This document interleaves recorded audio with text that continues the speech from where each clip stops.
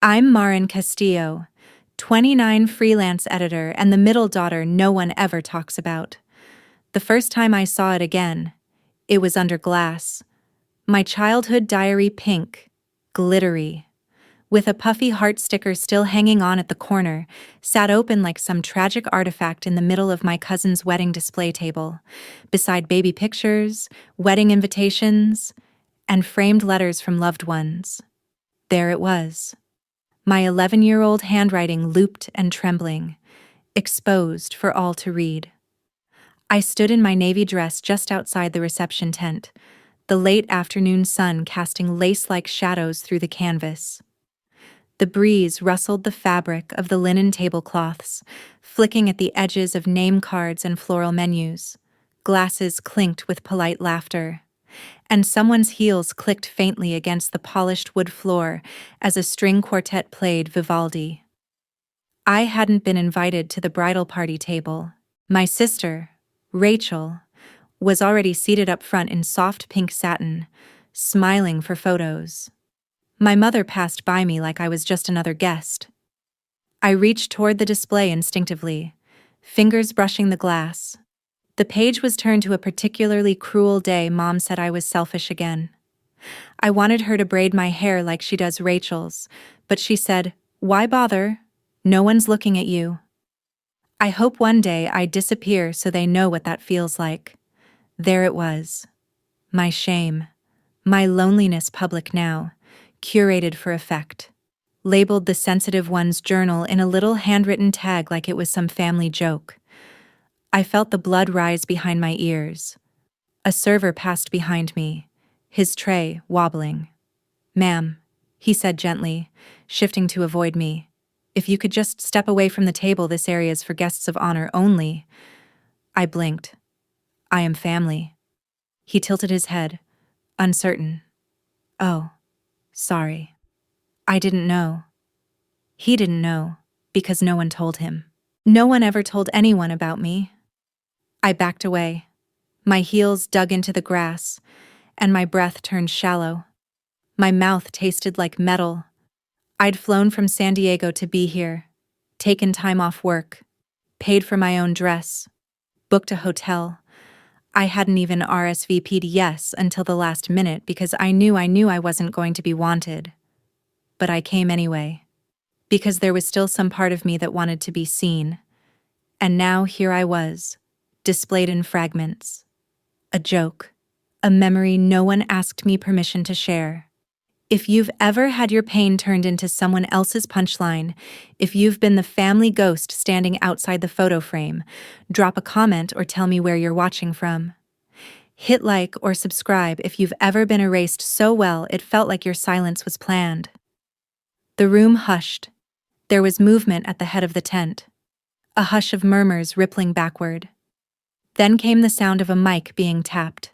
"Before we begin," a clear voice announced, "I just want to say something very important." I turned. A tall woman with a slate gray suit and name badge stood at the microphone. She wasn't part of the wedding party. "I'm Melanie Trent, the literary agent representing Marin Castillo." Heads turned. "Yes, that Marin Castillo," she added, scanning the room. "The author of Those Who Raised Ghosts, which just hit the New York Times bestseller list this morning."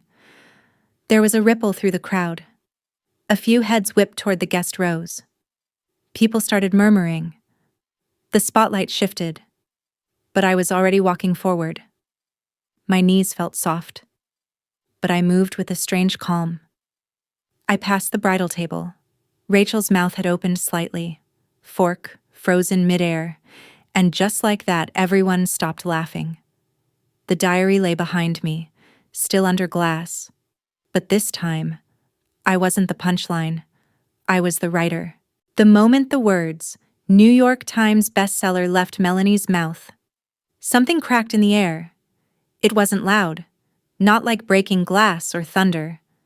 It was quieter, like the snap of a dry twig beneath a boot. But it traveled. Fast. Through tablecloths and whispers and champagne flutes. It even reached the DJ, who stopped setting up to glance toward the tent entrance like the music would have to wait. I didn't expect applause. I didn't get it either. I just got eyes wide ones, narrowed ones trying to calculate if the Marin they remembered could possibly be the Marin being announced. I stopped halfway to the mic, not because I was scared, but because I wanted them to look longer. I let it settle the silence. Melanie nodded toward me, and someone, maybe the groom's sister, let out a tiny gasp. I turned, calmly, and walked straight back toward the table where my diary was still laid open. I could hear my mother's voice from somewhere behind me. That can't be, but it was. I didn't touch the diary. I didn't need to. I simply picked up the wireless mic from the stand next to the champagne tower and, with 2 fingers, flipped the little switch. "My name is Marin Castillo," I said. My voice was steady. "Some of you know me as the weird cousin, the awkward niece, the one who moved away and never called. Some of you just remembered me as the girl who used to cry too easily." A murmur passed. My uncle shifted in his seat. One of my aunts avoided my gaze. I raised the diary gently with one hand, holding it open just enough for the microphone to catch the page as I read. June 14th. Rachel told everyone I still sleep with a stuffed rabbit. They all laughed. No one stopped her. Mom said I shouldn't be so sensitive. I cried in the laundry room until my head hurt. I closed the book. This was 11-year-old me. I said softly. Not a joke. Not an exhibit. A child. Your family. I turned slowly, catching Rachel's eye. She looked pale. I wrote a novel that took me 5 years. I wrote it on nights I didn't sleep. In airports. On my lunch breaks. It's fiction, but it's also not. Because when you grow up feeling invisible, you learn how to observe, and when you're never allowed to say how it felt, you find other ways to scream. My voice didn't shake, but I could feel the heat behind my eyes. I know some of you haven't read it. Some of you probably never will. That's fine.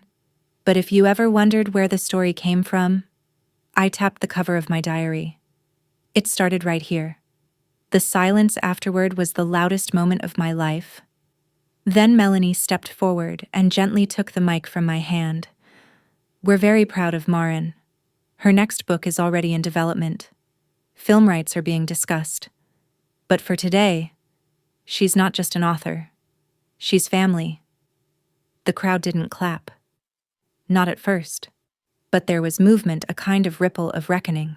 Heads turning. My cousin Elena mouthed something like, "I'm so sorry." Even the groom's father gave me a slow, stunned nod. Then, a single pair of hands began clapping. It was Melanie. Then someone else joined, and then another. The applause wasn't thunderous. It wasn't even confident. But it was real. Rachel didn't clap. Neither did my mother. I walked out of the tent. The sun was lower now, casting long shadows across the grass. I stood by the row of parked cars, letting the heat settle into my shoulders. My dress stuck slightly to the backs of my thighs, and my fingers twitched as the adrenaline burned itself off. Marin, I turned. It was Elena, cousin, same age. Once my only friend in the entire family before she'd gone quiet after 8th grade. "I had no idea," she said softly, walking up beside me. "I mean, I knew you wrote, but I didn't know." She trailed off. "I didn't know either," I replied. We stood in silence for a second. Then she blurted, "Did you know they had that diary? I thought you threw it out." "I remember you burning stuff once." "I did burn one," I said. "That was the blue one. They must have found this one in Grandma's attic after she passed." She nodded, arms folded tight. "Rachel said it would be funny, said it would show your true origin story." I smiled without humor, like a villain. Elena looked at the ground. She told everyone you were coming just to start drama. I'm sorry I believed her. You don't need to be sorry, I said, more gently than I expected. She was always louder. There was a pause. Then Elena reached into her clutch and pulled out a folded napkin. There's something I think you should read. I hesitated. What is it? Something Rachel left behind. It's not exactly a diary, but close. I unfolded the napkin. On the back of the reception program, in hurried pen, were several lines of writing. Rachel's handwriting. Sharp. Controlled. If she shows up, pretend you're happy. But don't let her speak. If she brings up the past, laugh it off. Remind people how dramatic she was. People forget facts, but they remember who made them uncomfortable. She's good at that. Just let her burn herself out. My throat tightened. You weren't crazy, Elena said. You just weren't protected. A long silence passed between us, one that felt like years. I looked down at the lines again. Then I smiled, folded it, and slid it into my purse. I think it's time they heard a few more confessions. Out loud. Elena's brows raised. You're going back in. I'm going to wait, I said. Let them wonder. Let them sit with it. Then I'll decide. Behind us. The music started again, a little shakier this time. The tent glowed faintly in the dusk, and inside, laughter had become a little more strained. I wasn't the same girl who cried in the laundry room anymore. I was the one who could read the room. And now, they knew it too. I didn't go back inside the tent right away. I walked. The venue was one of those rented garden estates with fake cobblestones and ivy that looked too polished to be real. A long gravel path curved behind the ceremony lawn, lined with wrought iron benches that no one used. I found the farthest one, sat down, kicked off my heels, and let my bare feet rest in the gravel. It had been years since I'd seen most of them. Weddings were the only time we pretended to be a family. Between events like these, our interactions existed in fragments group texts I wasn't included in. Family photos posted without tags. Birthdays remembered 2 days late, if at all. I used to think it was my fault. Back then, I was too quiet, too pale, too strange. I collected antique keys and cried over dogs in movies. I had panic attacks when the house got too loud, and I read at dinner instead of making conversation. They told me I was being difficult when I refused to wear matching outfits with my sisters. They rolled their eyes when I corrected people on my name being spelled with 1 R, not 2. So I started to disappear. By high school, I'd learned to be wallpaper. I'd stand behind the camera instead of in front of it. I'd help clean up, volunteer to take the family photos, offer to run errands so I wouldn't have to be in the room. They never noticed I was avoiding them. They just thought I was helpful. That's the strange thing about being erased. You start to erase yourself just to keep up with the version of you that people prefer. By the time I was 19, I'd moved 2,000 miles away. My parents told everyone I was going through a phase, and when I didn't come home for Christmas, they said I was ungrateful. No one asked why I left. They just gossiped about how I hadn't come back. The truth was, I didn't feel safe coming back. I got a job shelving books at a public library in San Diego and wrote short stories on index cards I kept in my apron. I worked the morning shift, then went to night school. My classmates were mostly tired moms and immigrants starting over. We bonded over vending machine coffee and half-finished assignments. They didn't know anything about my family, and for the first time, I wasn't someone's middle child, I was just Marin. And that's when I started writing Those Who Raised Ghosts. It wasn't supposed to be a novel, just fragments. 1 paragraph became 10. 10 became a chapter. I wrote the pain out of me without knowing it was a story someone else might one day need, but apparently, they needed it more than I realized. A rustle behind me interrupted the thought. I turned. It was my mother. She walked slowly, heels clicking unevenly on the gravel. Her dress was cream, sleeveless, formal. Her face was unreadable. "I thought you left," she said. I didn't stand up. I needed air. She looked at the empty bench beside me like it was a trap. Then she sat anyway, keeping 3 inches of space between us, like sitting any closer might imply forgiveness. She didn't speak for a while. I didn't know they were going to display it. She finally said, voice low, "The diary. Rachel didn't tell me, but you saw it," I said, "and you didn't stop it." She exhaled. By the time I saw it, guests were already reading it. I didn't want to cause a scene. A quiet laugh escaped me. "You didn't want to cause a scene. That's rich." She flinched, just slightly. We sat in silence again. A bird darted between trees, the leaves rattling as it passed. The shadows were getting longer now. The wind had cooled. "I read your book," she said eventually. I turned to look at her. Rachel said it was exaggerated.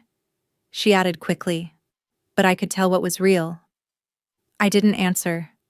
I didn't owe her a response. There were things I didn't handle right, she admitted, fingers twisting in her lap. I was overwhelmed. "Your father, he didn't make it easy." And with Rachel needing attention all the time, and Leah being so quiet. I wasn't quiet. I said, "You just weren't listening." She looked away. "You always said I was too much." I continued. "Too emotional. Too serious. Too dramatic. But the only thing I was too much of was me. And you didn't want that." She didn't deny it, and that silence said more than an apology ever could. "You know," she whispered, "there were nights I worried something would happen to you, that you'd vanish and no one would notice. That's what scared me the most." I stared straight ahead. "That's exactly what did happen," I said, "and none of you noticed." She covered her mouth with her hand. "I didn't mean for you to feel that way," she said, voice breaking. "But I know it doesn't matter what I meant." "No," I said. "It matters what you did, and what you didn't do." She nodded slowly. We sat there until the lights inside the tent glowed brighter and the sounds of cutlery and music drifted back toward us. "I'll leave first," she murmured, standing up. "But Marin, I hope someday we can talk again. Just talk." She didn't wait for me to reply. I watched her walk back toward the tent. Her posture was stiff, shoulders too high, like she'd forgotten how to carry herself without pretense. I stayed on the bench for a few more minutes. My hands were cold now. Then I took out my phone, opened the Notes app, and typed one sentence. "Sometimes the ghosts are still alive, wearing pearls and lip gloss and holding your childhood in their hands like a mirror they refuse to look into." I saved it. Maybe for the next book. The tent had changed by the time I returned. The string lights that once glowed cheerfully now buzzed faintly, as if they, too, had heard the shift. The music was slower. Fewer people were dancing. The dessert table sat mostly untouched, and the once glorious champagne tower had started to tilt slightly, as if it sensed the imbalance in the room. When I walked back in, people didn't turn to stare the way they had before. No. Now they turned away, pretending not to notice me, avoiding eye contact like it might make them complicit. I had stopped being invisible and started being uncomfortable.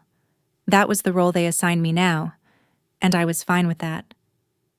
Elena was waiting near the back, holding a folded stack of napkins and 2 half-empty glasses of wine. "I wasn't sure if you'd come back," she said, handing me one without asking. "I wasn't sure either," I said, accepting it. She took a sip and added, "Rachel's in the bridal suite, crying." A brief pause passed. Then we both smirked. I didn't want her to cry. Not really. I wanted her to feel something real. I wanted her to stop crafting a version of herself built from other people's weaknesses. But I wasn't in charge of what people learned from pain. I just knew it had to come from somewhere. You still have the napkin, I asked. Elena nodded, pulling the small square from her clutch. She handed it to me again like it was sacred. I didn't need to read it a second time. I just held it.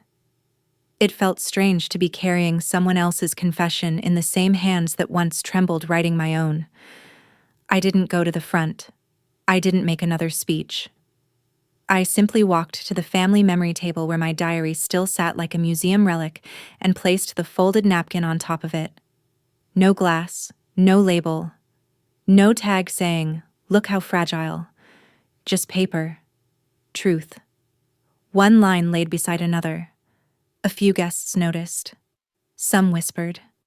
One of my aunts even moved to approach, then stopped herself when I met her gaze. I stepped back, blending into the edge of the crowd. From there, I watched reactions bloom and wither across people's faces. The napkin wasn't as dramatic as a microphone, but its effect was quieter, deeper. A line had been drawn, and not by me. It was Rachel's own handwriting, her own words, betraying the story she'd tried to keep alive. People were piecing things together, realizing maybe they'd laughed at the wrong person. Rachel never returned to the tent. I didn't feel triumphant. Not really. I just felt clear. Like standing in a mirror and seeing the whole reflection for the first time, not the cropped version someone else framed. Around 8:30, the venue staff brought out a tray of boxed party favors, little jars of jam with gold ribbon bows. A whiteboard at the exit read, "Thank you for making this day so sweet," in bubbly handwriting. I took one, plum and lavender. And then I heard someone say my name. "Excuse me." Marin. I turned. A woman maybe mid-60s stood in a soft navy shawl and delicate earrings. I didn't recognize her, but her face carried the cautious curiosity of someone who'd known of me but never spoken to me. "Yes," I asked gently. "I'm Susan. I work with your Uncle Jeff. I've heard a lot about you over the years, but I just wanted to say, I bought your book last month. I didn't even realize it was you until today." My heart softened. "Thank you. That means a lot."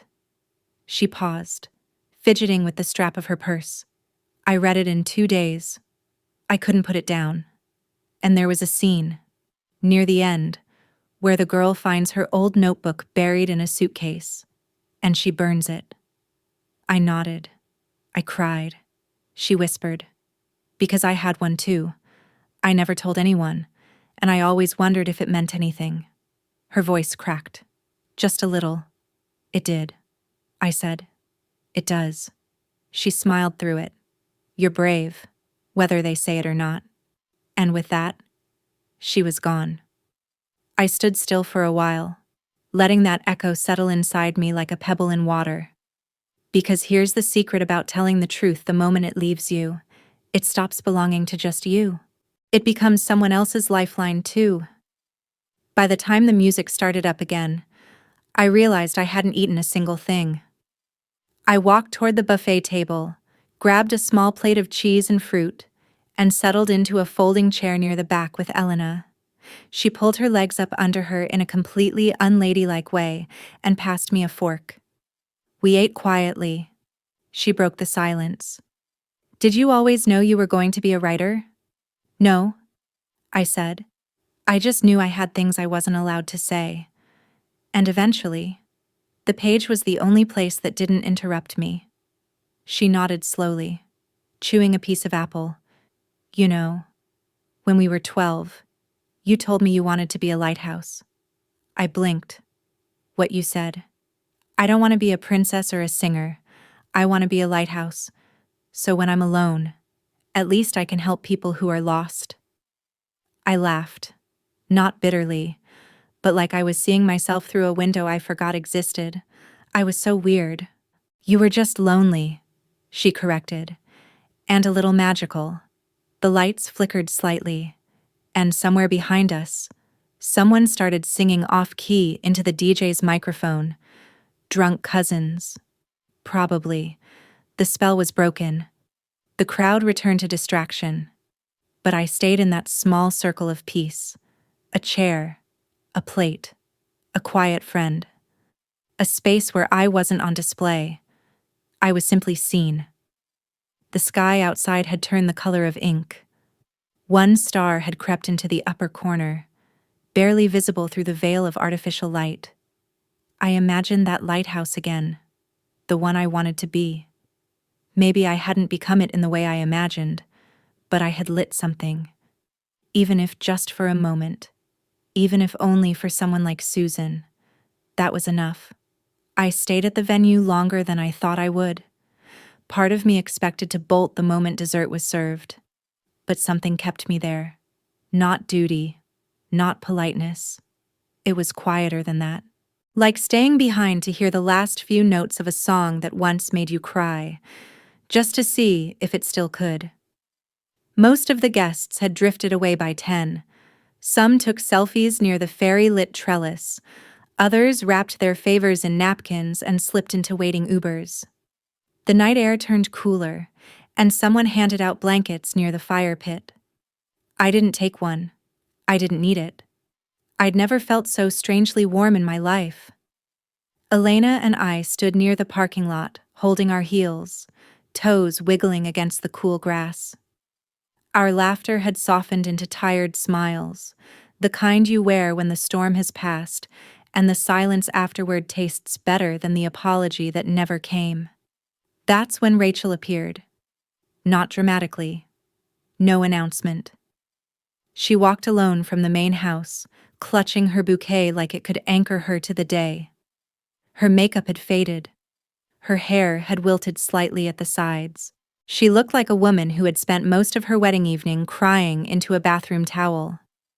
She didn't speak to anyone, just walked to the edge of the reception tent and stood there, like a child who didn't want to go home yet, but didn't want to stay either. I didn't move. Neither did she. The gap between us wasn't just physical. It was layered years of silence, of slights, of things she did that I never told anyone about. Her deleting my short stories off our shared computer, telling people I made up my panic attacks, laughing at my poems and calling me tragic core Marin. And the worst part, she never thought she was being cruel. She thought she was being funny. That was the hardest part to forgive. Elena gave me a small nod and drifted away, like she knew this needed to happen alone. I walked toward Rachel slowly. She turned her head slightly but didn't fully face me. The string lights flickered above us, casting long shadows across the grass. "So," she said first, voice small. "So," I echoed. There was a long pause. Then she let out a weak breath. "I didn't think you'd actually show up?" "Yeah," I said. That was kind of the point, wasn't it? Her fingers tightened around the bouquet. "You always had this ability to ruin things," she said quietly. I waited. You'd come in, say one thing, and suddenly everyone's mood changed. Like a switch flipped. "I think they call that truth," I said. "Or discomfort. Sometimes it's hard to tell them apart." Her lips pressed into a thin line. "It was supposed to be my day." "I know," I said. "That's why you chose to humiliate me on it. So no one would look too closely at you."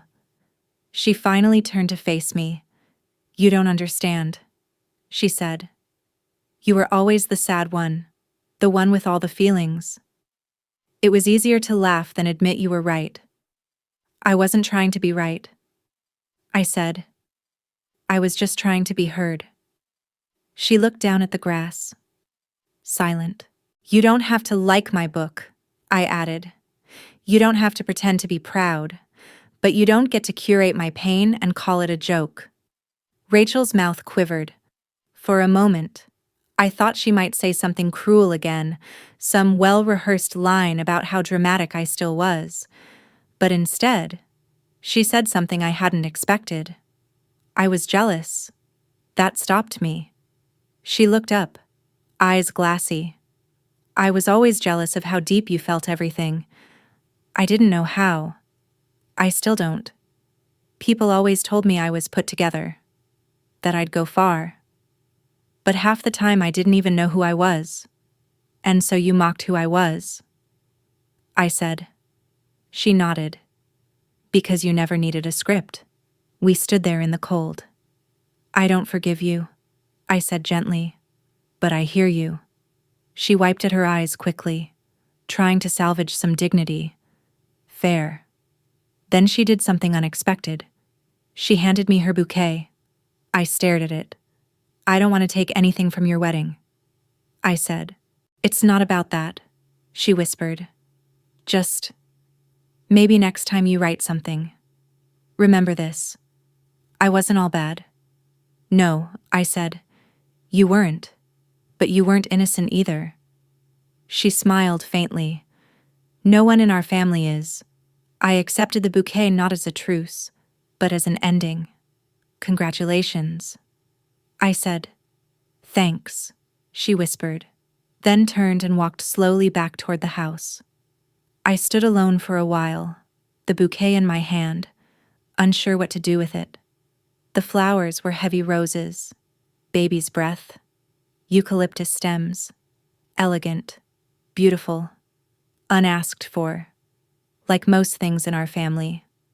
I set them down gently on a nearby table and walked back toward my car. By the time I started the engine, the venue lights were dimming, the last of the guests trailing off in quiet pairs. My phone buzzed once an email. It was from Melanie. Subject: Netflix wants a call tomorrow. Body. They want to talk limited series. I'll brief you in the morning. Sleep well. You earned this. I smiled. Just barely. Then I pulled onto the road, leaving the estate behind, headlights cutting through the darkness like they were slicing something open. I didn't know where I was heading next, but for the first time, I wasn't looking back. The drive back to my hotel was mostly silent, except for the soft hum of tires on pavement and the occasional flicker of radio static I didn't bother to fix. My phone buzzed twice in the cup holder, but I ignored it. I wasn't ready to step back into anyone else's voice yet. The road was narrow, lined with eucalyptus trees that swayed against the dark like they were whispering. I rolled the window down. The scent hit me cool, menthol-like, sharp. It reminded me of a time long before all this. The one summer we drove out to the coast as a family. I was 10. Rachel sang along to pop songs too loud. My dad got sunburned. My mom let me collect stones at the beach without telling me to hurry. And for 3 days, I remember thinking maybe this is what a good family feels like. Funny how those moments come back, not the big ones, not the dramatic ones, but the flickers. The quiet proof you once felt okay. I parked in the gravel lot behind the hotel, an aging lodge that smelled faintly of cedar and old carpet. My room was on the second floor. It had no elevator. Just a creaking staircase and a vending machine humming near the ice room. I kicked off my shoes, peeled off the dress I'd worn like armor, and climbed into bed without brushing my hair. The bouquet was still in the back seat of my car. I hadn't brought it in. Sleep came slowly. Not because I was restless, but because something inside me had gone still in a way I didn't recognize. Like after a long run, when you stop, and your body doesn't know what to do with the stillness. The next morning, I checked out before 8 a.m. The lobby was quiet except for a family wrangling toddlers near the coffee bar. The clerk didn't recognize me, which felt like a gift. I signed the receipt, slid on my sunglasses, and headed back to the car. There, waiting on the windshield under a folded tissue, was a note. I read the napkin. I believe you. I'm sorry it took this long. Leah, my youngest sister. Leah had always been the silent one, the watcher, the one who never chose sides. She had our mother's wide eyes and our father's way of fading into the background at will. As kids, we never talked much. As adults, we barely kept in touch. But she was there at the wedding. I'd seen her sitting beside our parents, hands folded, expression blank. She'd seen everything. And apparently, she had read it too. I held the note for a long time before tucking it into the glove compartment. I wasn't ready to answer her. Not yet. But it meant something. Not an apology, not a fix, but a beginning. The drive back to San Diego was 6 hours. I stopped halfway to stretch my legs at a coastal overlook. The ocean thrashed below, loud and wide and unknowable. I stood at the edge and screamed once, not loud, not guttural, just a simple, clean sound. The kind of sound you make when there's finally space for it to echo. I didn't go home right away. Instead, I stopped by my favorite bookstore. It was tucked between a bike shop and a used record store, with a bell that jingled whenever the door opened. The owner, a retired teacher named Joni, greeted me with her usual wave and a mouthful of muffin. "You're back early," she said, brushing crumbs off her cardigan. "Didn't want to miss Tuesday deliveries?" I joked. She gave me a knowing look. "How'd the wedding go?" I paused, then said, "I think it's going to make a great chapter in my next book." Her eyes twinkled. Then it was worth it. I helped her restock the shelves for an hour, sorted the new arrivals, labeled the poetry section, turned a few covers outward. I didn't tell her everything. I didn't need to. She understood things without them being spoken. Before I left, she reached under the counter and handed me an envelope. "This came for you while you were gone. No return address." The handwriting was tight and slanted. I knew it immediately. It was from my father. I took it home, placed it on the kitchen table, and stared at it like it might burst into flame. For 2 hours. I didn't touch it.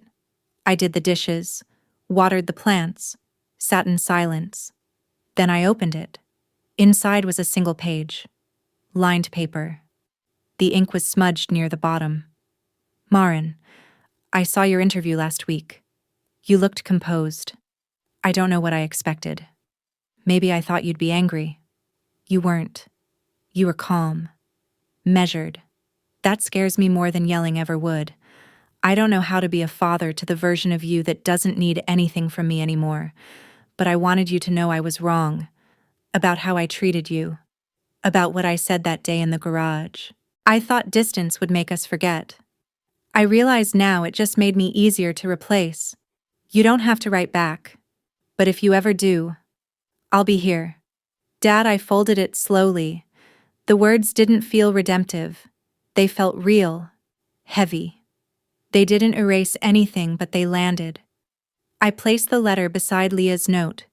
These weren't confessions. They were offerings. And I didn't have to accept them yet.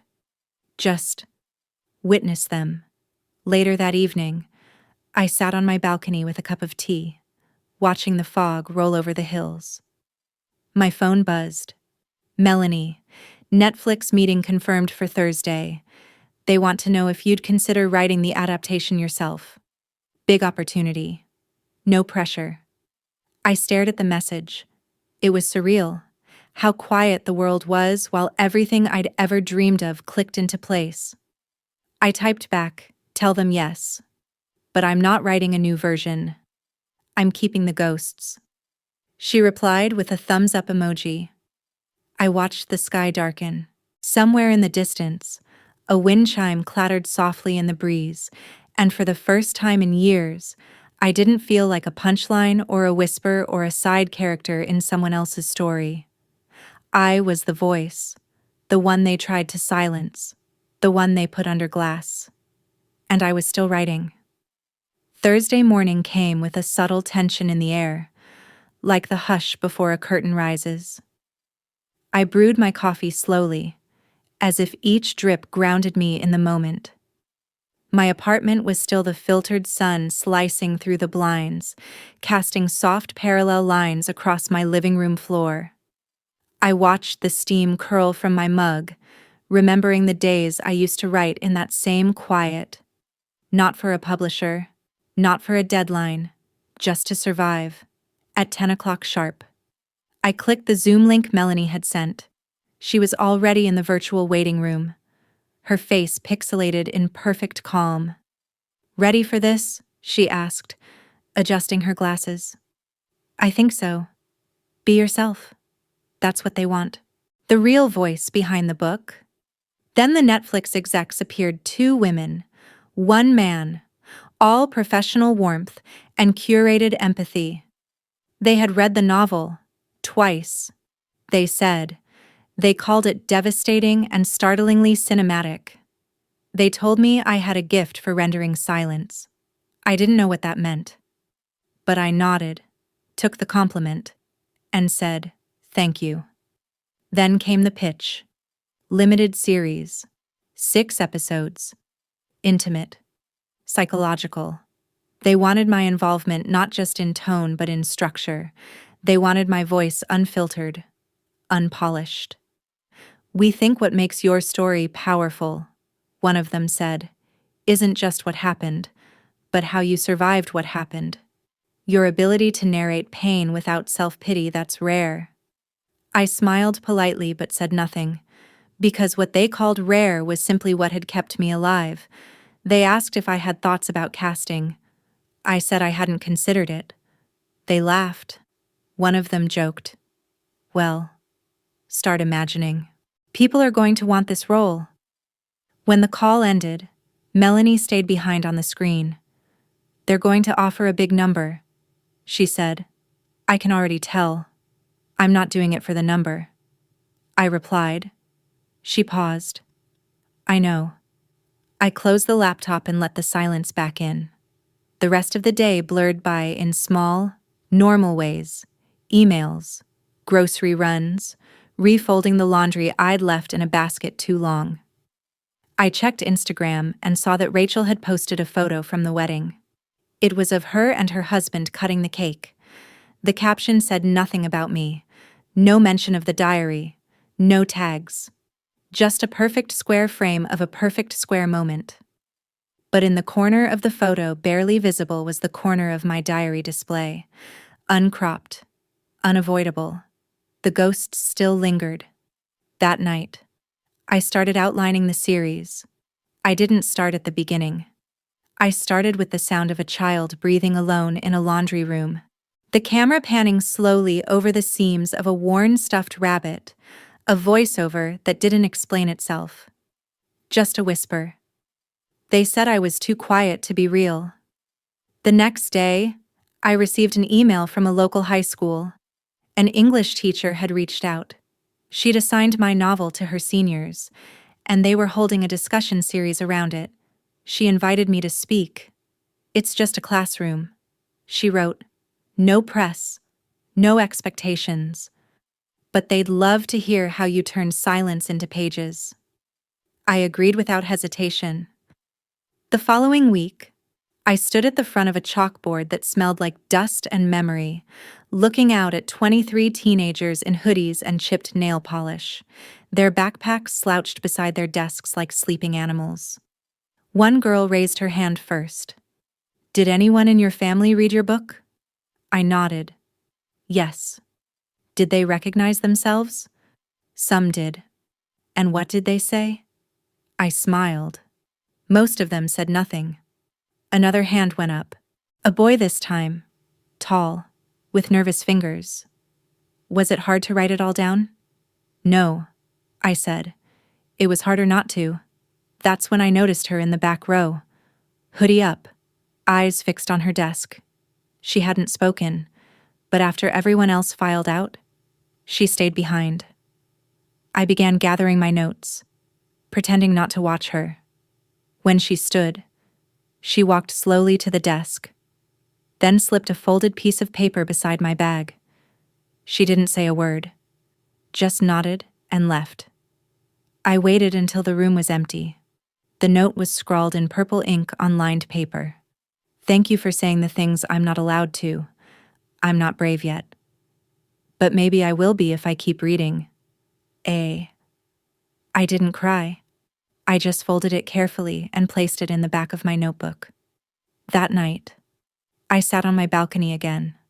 The city lights below shimmered like a sea of tiny watchers. The air smelled faintly of rain, even though the skies had stayed dry. I opened my laptop and typed the first lines of the pilot script. Not a prologue, not exposition, just this elementary school hallway. Day a girl, 10 walks alone, clutching a glittery pink diary. Voices echo from behind the closed gym door. Cheers, laughter, whistles. She presses her back to the wall and slowly slides to the floor. Clothes on her fingers, tightening on the diary. Voiceover, V. Oh. You know what hurts worse than being laughed at? Not being missed. I sat back and let the cursor blink. Not long after, my phone buzzed. A text from Leah. Just finished rereading your book. I remember that story about the shoebox. I still have mine. Want to meet for coffee sometime. No drama, just sisters. I stared at it for a long time, then typed back, yes. Let's meet. No fanfare, no unpacking yet. Just opening the door a crack. Later, when I got into bed, I found myself pulling out the drawer beside me, reaching for something I hadn't touched in years. The second diary. The one I had hidden even better than the first. I flipped through pages full of chaos, confessions, crude drawings, desperate prayers written in mechanical pencil. The last entry was from the week I left home. Maybe I'll be forgotten. Maybe that's better. But if I ever come back, I hope I have something to say they can't ignore.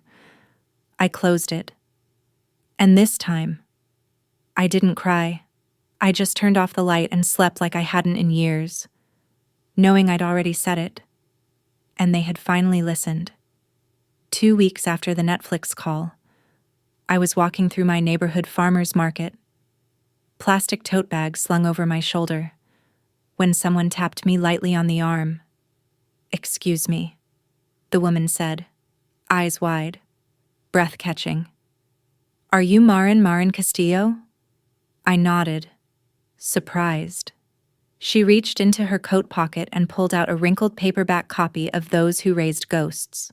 The spine was cracked, the corners dog-eared, the cover smudged with something that looked like coffee. I just wanted to say thank you, she said. You wrote what I never could. Her hands were trembling as she held the book toward me. I took it gently, signed the title page, and handed it back. We didn't say anything else. We didn't need to. Sometimes pain just needs to be witnessed. That's the thing about stories, they echo far beyond the person who lived them. That evening, I visited a little bookshop off Rosewood Avenue where the local paper was hosting a small author panel. I wasn't speaking. I just wanted to listen. The room smelled like old wood and cinnamon tea. It was quiet, safe.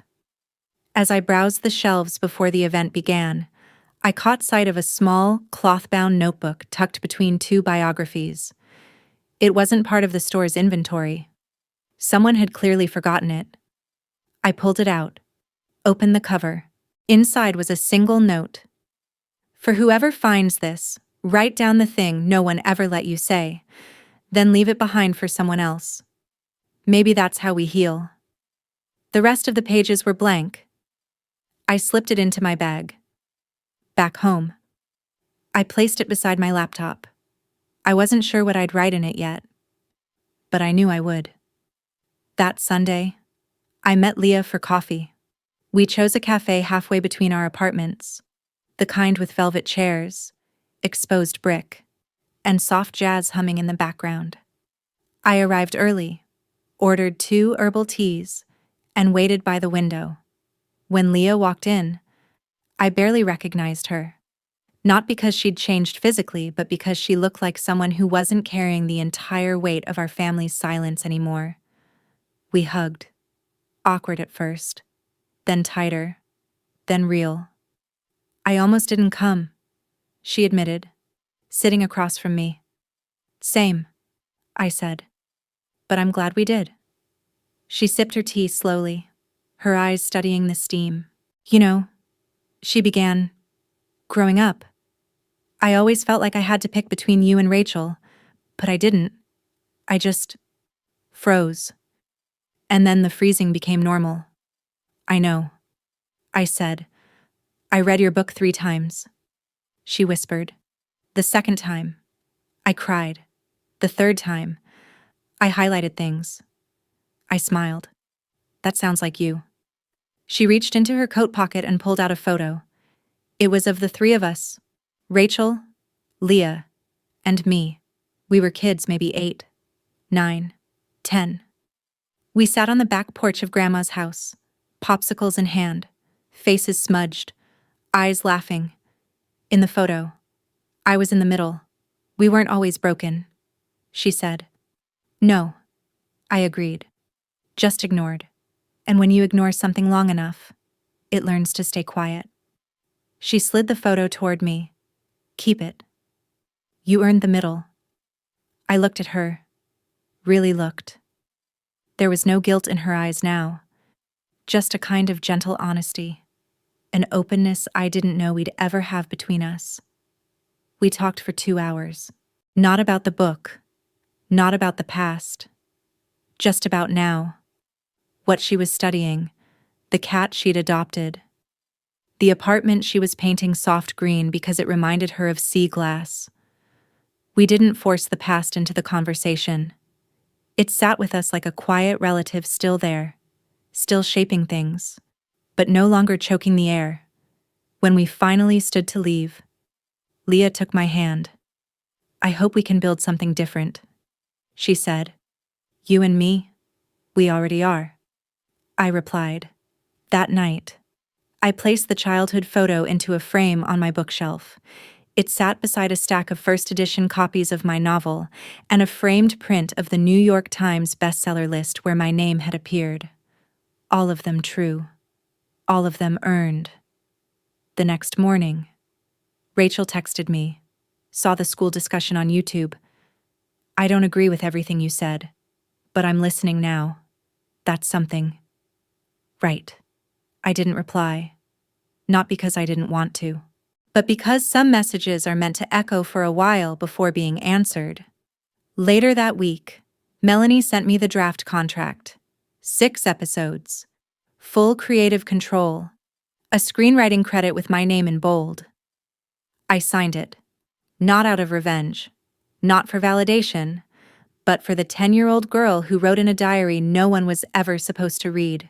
For the teenager who left home to find silence. For the adult who learned how to turn that silence into a stage. I sent a group message to my writer friends. If you ever feel like your story's too small, too messy, too strange, write it anyway. The people who need it will find it. I promise. The replies came in like rainfall. Hearts, fire emojis. Amen. One said, simply, I needed that today. And so did I. A month later, I flew to New York for the first production meeting. On the flight, I pulled out the blank cloth-bound notebook I'd found in the bookshop and wrote on the first page. They put my childhood diary on display to mock me, so I made it a monument. And when the echoes reached the right ears, I read their confessions aloud. I tore out the page, folded it, and tucked it into the seatback magazine. Some other passenger would find it. Maybe they'd understand. Maybe they'd write something of their own. The voice we bury isn't silent forever. It waits. And one day, when no one expects it, it writes back.